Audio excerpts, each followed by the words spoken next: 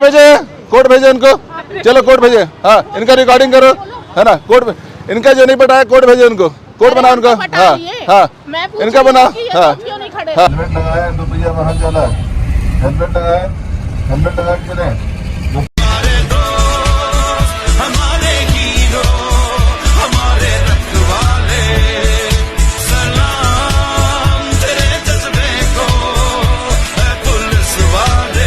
के लिए बहुत तैयारी की। मेरे गांव में एक थाना है अर्जुंदा थाना, वो बहुत पुराना थाना है, अंग्रेजों के ज़माने का थाना है। 4 लेन है, 6 लेन है, फ्लाईओवर बना हुआ है। कई लोग नियमों का पालन करते हैं, उल्लंघन करते हैं, एक्सीडेंट होता है, उसको पेट्रोलिंग गाड़ी आती है, 112 आती है, एम्बुलेंस लेके जाती है। तो ये बेसिक है जो ट्रैफिक है 4E पे काम करता है। पहला होता है इंजीनियरिंग, किसी चालक को रोकते हैं तो हमने कई बार एक चीज़ देखा है कि लोगों में बहस होती है पुलिस और चालक के बीच में, तो इसको किस नज़रिए से देखते हैं सर?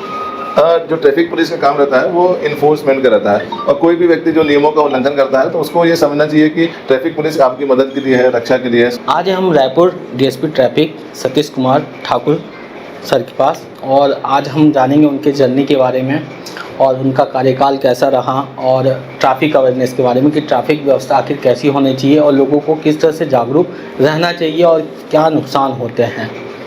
तो हमारे साथ हैं डीएसपी सतीश ठाकुर सर, स्वागत है सर आपका please. Thank you very much. तो सर आपकी जर्नी के बारे में बताएंगे कि आपकी जर्नी पुलिस में कैसे शुरुआत हुई और क्या मोटिव था पुलिस में आने का? मेरा जो घर है पड़ता है अर्जुंदा गांव के पास, एक गांव है छोटा सा बोरगहान, मेरा वहां पे गांव है। और मैं पुलिस विभाग में भर्ती हुआ 2000 में, सूबेदार के पद पे मैं पदस्थ हुआ। पहली पोस्टिंग मेरी ट्रेनिंग के बाद सागर में ट्रेनिंग किया, उसके बाद पहली पोस्टिंग मेरी बीजापुर में थी। मैं 2001 से लेकर 2008 तक 8 साल तक मैं बीजापुर में रहा। उसके बाद रिजर्व इंस्पेक्टर के रूप में मेरा प्रमोशन हुआ। उसके बाद मेरा कोरबा पदस्थापना हुआ, और 2008 से 11 तक मैं कोरबा में RI के रूप में और यातायात इंस्पेक्टर के रूप में कार्य किया। और 2011 से 2016 तक कवर्धा में था, कवर्धा में RI और इंस्पेक्टर ट्रैफिक के रूप में रहा। और जब प्रमोशन हुआ 2016 में DSP के रूप में, तो मेरी पदस्थापना हुई दुर्ग ट्रैफिक में। तो मैं 2016, 17, 18 मैं दुर्ग में रहा, और 18 में ट्रांसफ़र हुआ रायपुर ट्रैफिक में। तो 4.5 साल तक रायपुर ट्रैफिक में होने के बाद 2022 में पुनः मैं दुर्ग में ट्रैफिक में था। और 2024 दिसंबर में मेरी पदस्थापना रायपुर ट्रैफिक में हुआ, और लगभग 5 महीना अभी मेरा ट्रैफिक में कार्यकाल हुआ है। तो लगातार हम लोग ट्रैफिक के लिए काम कर रहे हैं, लोगों को अवेयरनेस के लिए काम कर रहे हैं, और हमारा मूल उद्देश्य ये है कि सड़क दुर्घटना में होने वाली मृत्यु की कमी लाना, उसके लिए हम लोग काम कर रहे हैं। सर आपके जब ज्वाइनिंग होने से पहले जब आपने एग्ज़ाम दिया तो क्या क्या संघर्ष करना पड़ा था? उसके लिए बहुत तैयारी की। मेरे गांव में एक थाना है अर्जुंदा थाना, वो बहुत पुराना थाना है, अंग्रेज़ों के ज़माने का थाना है। मैं उस थाने को देखता था, और उस समय मेरा संकल्प था कि मैं पुलिस का अधिकारी बनूं। और उस थाने को देख देख के मैं बड़ा हुआ, और मैंने अपने आप को इतना मजबूत कर लिया था शारीरिक रूप से, मानसिक रूप से, और उसके लिए मैंने पढ़ाई किया।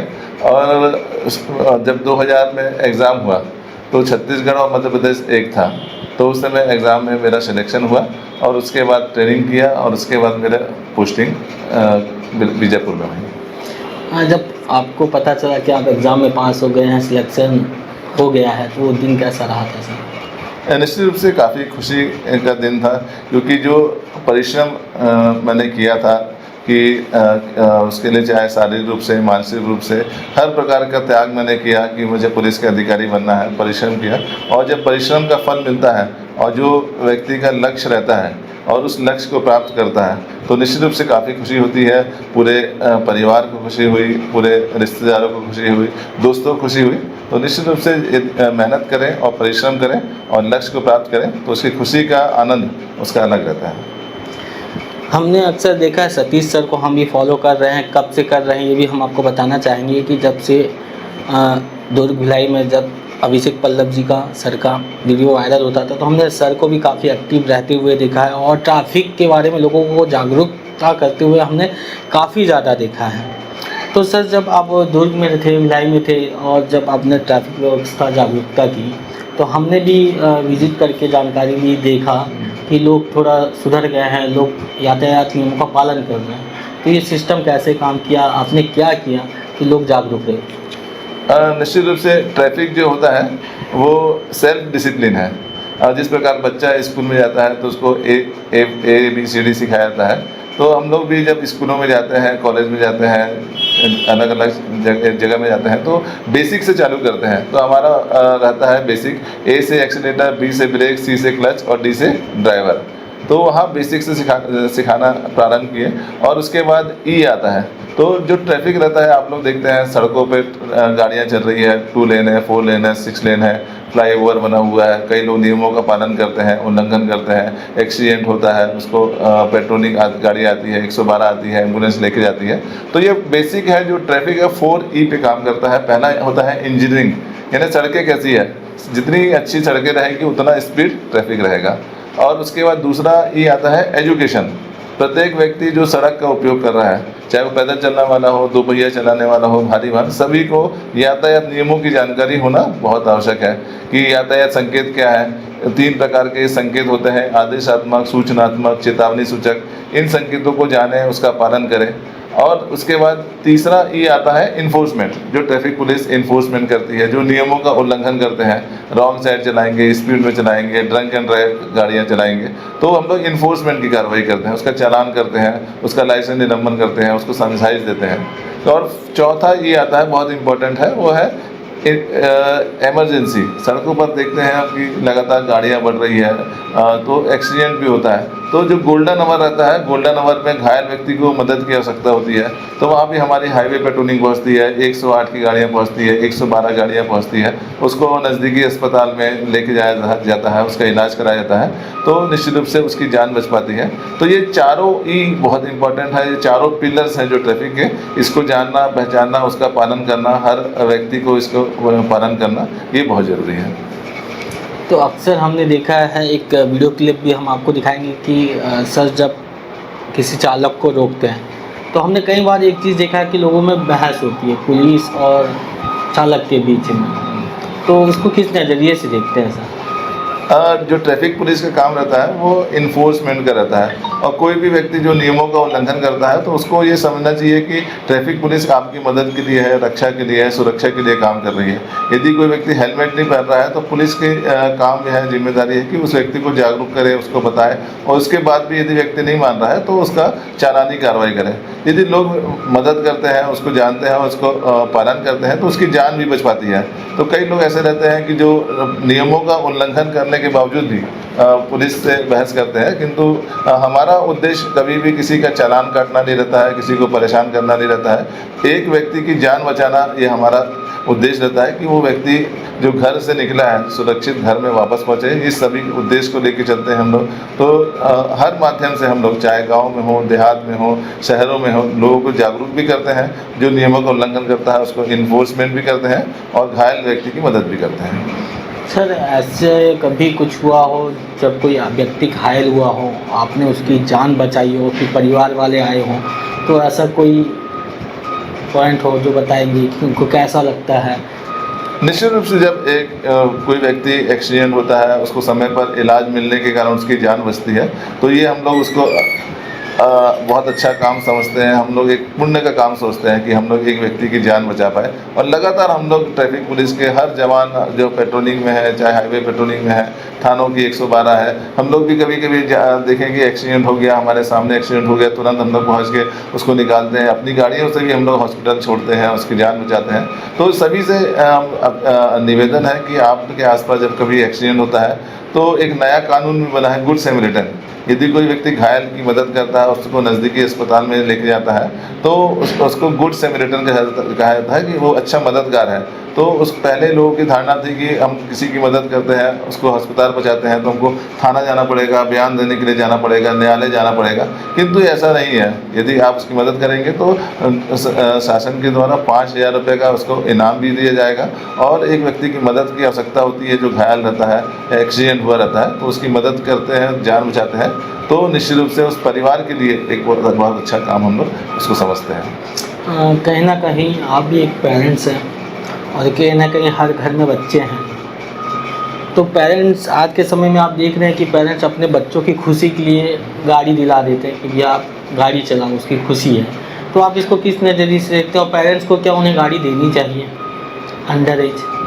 निश्चित रूप से हम लोग देखते हैं कि हर कई बार जो एक्सीडेंट होते हैं वो, और या फिर कई चालान जो बनते हैं, पेरेंट्स आते हैं, हम लोग बुलाते भी हैं उनको।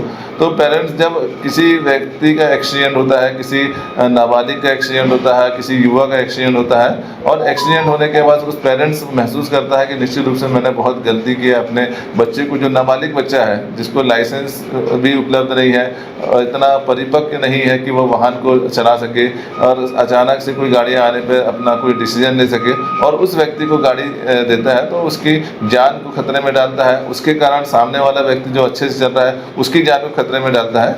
और जो दुर्घटना होने के बाद जो पेरेंट्स है उसको अपनी गलती महसूस करते हैं, किंतु सभी को चाहिए कि जो कानून बने हुए, नियम बने हैं उसका पालन करें। जब तक 18 वर्ष नहीं हो जाती है, किसी व्यक्ति की उम्र नहीं होती है किसी बच्चे की, तो उसको जब तक लाइसेंस नहीं है उसको गाड़ी उपलब्ध ना कराएं, और जब तक पूरी तरीके से वो चलाना सीख ना जाए तब तक किसी भी बच्चा तो चाहता है कि अपने पेरेंट्स से कि उसको समय से पहले गाड़ियाँ उपलब्ध हो जाए, किंतु ऐसा गलती ना करें और किसी व्यक्ति की जान को खतरे में न डालें। जिस तरह से नाबालिग बच्चे जब गाड़ी चलाते हैं अंडर एज वाले, और प्रावधान है कि 25,000 का जुर्माना और सजा भी हो सकती है, तो ऐसी कोई कार्रवाई हुई है सर? हमने ऐसे जो नाबालिग बच्चे हैं उसमें मोटर व्हीकल एक्ट की धारा 199 के तहत जो पेरेंट्स है उसकी भी जिम्मेदारी है कि वो नाबालिग बच्चे को गाड़ी उपलब्ध ना कराएं, और ऐसे प्रकरण भी हमने दर्ज किए हैं। उसके पेरेंट्स को 25,000 रुपये का प्रावधान भी है, उसको बाल न्यायालय भी भेजा जाता है। तो हमने उसमें कार्रवाई हम लोग लगातार करते हैं, और तो समझाइश भी देते हैं। कई पेरेंट्स हैं जो जब 18 वर्ष तक बच्चे की उम्र नहीं है उसको गाड़ियाँ उपलब्ध नहीं कराते हैं। कई लोग किसी बच्चे की जिद में आके उसको वाहन उपलब्ध कराते हैं, किंतु मेरा सभी से अपील है कि पुलिस तो लगातार काम कर रही है, लोगों को जागरूक भी कर रही है, स्कूलों में भी जा रही है, और किंतु जब तक बच्चे की उम्र नहीं हो जाए उसके 18 वर्ष उसको वाहन उपलब्ध न कराएं। और हमने अक्सर काफ़ी सारे वीडियो भी देखे हैं आपने फिटनेस के ऊपर सर, कि आप जिम वगैरह भी करते हैं, और आज के युवा हैं जो काफ़ी जल्द प्रोटीन डाइट और काफ़ी सारी चीज़ों के ऑनलाइन में देख के अपनी बॉडी शेप बनाते हैं। तो आपका राज क्या है सर, और किस तरह से युवाओं को अपना फिट रखना चाहिए बॉडी? मेरा फिटनेस का राज है सेल्फ डिसिप्लिन राज है, क्योंकि मैं डिसिप्लिन में रहता हूँ। जो व्यक्ति डिसिप्लिन में रहता है तो निश्चित रूप से वो फिट भी रहेगा और अनुशासित भी रहेगा। तो मेरी उम्र आज 50 साल हो गया है, और मैं 35 साल से जिम भी जा रहा हूँ, एक्सरसाइज भी करता हूँ, रनिंग भी करता हूँ, और 1 घंटे मैं अपने हेल्थ के लिए ज़रूर देता हूँ, और वो 1 घंटा मुझे 23 घंटे काम करने के लिए ऊर्जा प्रदान करता है। मैं बैलेंस डाइट भी लेता हूँ, एक्सरसाइज भी करता हूँ, और लोगों को मोटिवेट भी करता हूँ कि अपना हेल्थ को अच्छा रखें, क्योंकि यदि हम स्वस्थ रहते हैं और तभी हम किसी व्यक्ति की मदद कर पाते हैं, किसी की रक्षा कर पाते हैं, किसी की सुरक्षा कर पाते हैं। और एक व्यक्ति की जो कमाई होता है वो उसका अच्छा स्वास्थ्य, ये पहली कमाई है। तो हर व्यक्ति को चाहिए कि अपने स्वास्थ्य को अच्छा रखे, जो जंक फूड है उसका सेवन ना करे, रेगुलर एक्सरसाइज करे, और किसी भी गलत आदतों में ना पड़े। तो निश्चित रूप से यदि हम बैलेंस डाइट लेते हैं, एक्सरसाइज करते हैं, तो हम भी स्वस्थ रहेंगे, और स्वस्थ रहने का फ़ायदा ये होता है कि परिवार स्वस्थ रहेगा, परिवार भी खुशी रहेगा, तो निश्चित रूप से और अच्छा काम कर पाएंगे। तो लोगों को, मेरी यूथ को अपील है कि जो आज के मार्केट में पाउडर मिलते हैं, अलग अलग प्रकार के प्रोटीन्स मिलते हैं, उसका सेवन करते हैं। जो नेचुरल चीज़ है उसका सेवन करें, रेगुलर करें, और कोई भी चीज़ हम रेगुलर करते हैं तो उसका असर आने वाले समय में दिखाई देता है। यदि हम आज से चालू करेंगे एक्सरसाइज, तुरंत उसका असर नहीं दिखेगा, कुछ लंबे पीरियड के बाद आप हेल्थी महसूस करेंगे और अच्छा काम कर पाएंगे। तो रेगुलर काम करें, रेगुलर डिसिप्लिन में रहें, और रेगुलर एक्सरसाइज जरूर करें। जब हम पुलिस विभाग में रहते हैं काफ़ी सारे तनाव रहते हैं, समय नहीं मिल पाता है, फैमिली को समय नहीं दे पाते हैं, तो कभी ऐसा समय आया है सर कि बच्चे का बर्थडे वगैरह रहा हो और इधर ड्यूटी लग गई हो, तो किस तरह से मैनेज करते हैं? क्योंकि हमने कई वीडियो में देखा है, कई अफसर की वीडियो में देखा है कि बच्चे काफ़ी नाराज़ हो जाते हैं कि पापा समय ही नहीं देते हमें। हाँ, निश्चित रूप से जब से अब पुलिस विभाग में तो 25 साल हो गया है काम करते हुए, तो हम लोग कोई भी त्यौहार हो, चाहे दिवाली हो, ईद हो, मुहर्रम हो, दशहरा हो, कोई भी त्यौहार मैं कहीं भी किसी कोई बुलाता है तो वहाँ भी नहीं पहुँच पाते हैं, घर में भी नहीं पहुँच पाते हैं, और यदि बच्चे का बर्थडे है तो वहाँ भी नहीं पहुँच पाते हैं। और हम लोग को एक खुशी अलग महसूस होती है कि जब कोई व्यक्ति अपना त्यौहार खुशी से मना रहा है और शांतिपूर्वक लोग मना पा रहे हैं, तो ये हम लोग एक अंदर से खुशी महसूस होती है कि हमारे उपस्थित रहने से, हमारे पुलिस विभाग के एक जवानों के काम करने से लोग इतना खुशी महसूस करके शांतिपूर्वक तरीके से हर प्रकार का त्यौहार मनाते हैं, तो उसका अलग अनुभव रहता है। और 25 साल हो गया है पुलिस विभाग में, तो घर परिवार का सहयोग के बिना हम लोग कोई भी काम नहीं कर सकते हैं। बच्चों का पूरा सहयोग रहता है और वाइफ का पूरा सहयोग रहता है, पेरेंट्स का सहयोग रहता है, तभी हम लोग घर से बाहर रह के और पूरे लोगों के लिए, मदद के लिए हम लोग काम कर पाते हैं। सर, आपका काफ़ी एक्सपीरियंस रहा है और जैसे आपने बताया कि 50 साल उम्र हो गई, मुझे तो यकीन नहीं हो रहा है कि मैं तो काफ़ी अंडर एज सोच रहा था कि कम से कम 42-43 के आसपास ही होंगे।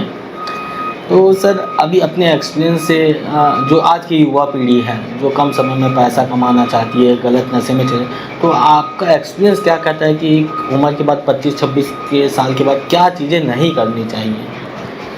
मेरा तो सबसे अनुभव में अपना यही कहता हूँ कि सभी युवाओं को कि एक लक्ष्य जरूर बनाएं। स्वामी विवेकानंद जी ने कहा था कि उनकी बातों को याद रखें कि उठो जागो और तब तक न रुको जब तक आपका लक्ष्य पूरा ना हो जाए। और लक्ष्य के लिए कोई भी शॉर्टकट नहीं होता है, तो आप यदि उस किसी लक्ष्य को बनाते हैं, उसको मेहनत करते हैं, परिश्रम करते हैं और अनुशासन में रहते हैं, तो निश्चित रूप से आप अपने लक्ष्य को प्राप्त कर सकते हैं। तो इसके लिए ज़रूरी है कि आप अपने जो फ्रेंड सर्कल है उसको अच्छे बनाएं, गलत आदतों से दूर रहें, अपने दोस्त अच्छे बनाएं। और हमारे पूर्व राष्ट्रपति आदरणीय श्री अब्दुल कलाम जी ने कहा था कि सपने वो नहीं जो बंद आंखों से देखे जाएं, सपने वो होते हैं जो हमें सोने ना दें। तो सपने देखें, परिश्रम करें, मेहनत करें और लक्ष्य बनाएं। तो निश्चित रूप से जो भी डॉक्टर, इंजीनियर बनना एक लक्ष्य नहीं होता है, एक अच्छा इंसान बने और एक अच्छे समाज के लिए, अपने परिवार के लिए यदि हम काम करते हैं तो आने वाली जो युवा पीढ़ी है उसके लिए बहुत अच्छा रहेगा। आज की युवा पीढ़ी जो नशे में शिकार हो रही है उससे दूर रहें, क्योंकि हर प्रकार के जो नशे के कारण अपराध भी होते हैं और आर्थिक रूप से नुकसान भी होता है और परिवार भी खराब होता है। तो नशे से दूर रहें, अनुशासन में रहें और कानून का पालन जरूर करें, तो निश्चित रूप से एक अच्छा समाज और आने वाले समय में और अच्छा देखने को मिलेगा। तो ये थे हमारे साथ सतीश कुमार ठाकुर सर, और आगे आपको कुछ भी क्वेरी हो या कुछ भी जानकारी हो, सर से मुलाकात होती रहेगी। और काफ़ी समय के बाद सर से समय मिल पाया है, और चैनल को सब्सक्राइब ज़रूर करें और इसी तरह नियमों का ज्ञान और जानकारी लेते रहें। हर दिन रात्रि 10:30 बजे आप सभी को जागरूक करने के लिए वीडियो आएंगे। अपने परिवार दोस्तों के साथ वीडियो शेयर करें।